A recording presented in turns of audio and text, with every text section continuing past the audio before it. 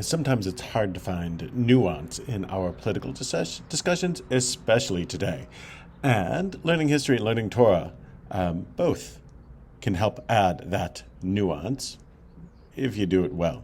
This week in the Torah, we get one of the most famous phrases that will come in the 5 books of Moses, the priestly blessing, the Birchat Kohanim, may God bless you and guard you, etc. This sort of, it's used frequently Friday nights, at the end of the Amidah, at life cycle events. It's a lovely little phrase, and it not only appears at the end of the book of Bamidbar, Numbers chapter 6, it also appears in some of the earliest archaeological inscriptions that have been found. From the early 7th century BCE, archaeologists in the land of Israel have found inscriptions of almost this same wording. It also appears in the Dead Sea Scrolls, meaning that we have a couple of instances of over 2,000 years ago of Jews in the land of Israel using this specific blessing.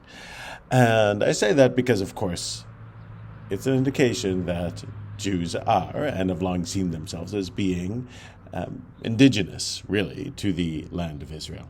Now, there are claims that pop up, and there's a recent debate. These are debates that pop up relatively frequently, that the racist claim that Zionism is racism, and that Jews are somehow not indigenous to the land of Israel, and that Israel is, and Zionism, the belief that Jews have a connection to the land and a right to independence in the land of Israel, is a colonialist enterprise. That somehow Jews, uniquely among all human groups, can be settlers and colonialists in their own indigenous land.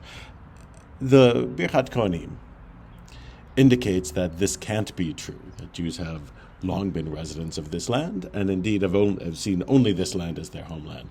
Now, that doesn't mean that Palestinians aren't also indigenous to the land.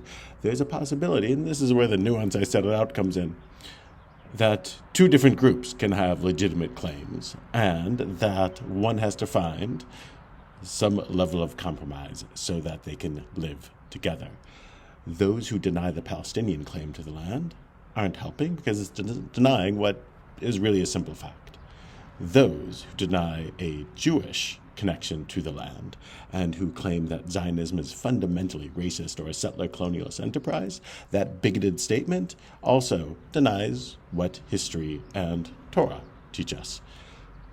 We have to find nuance. The end of the Birchat Kohanim is that we should be blessed with peace.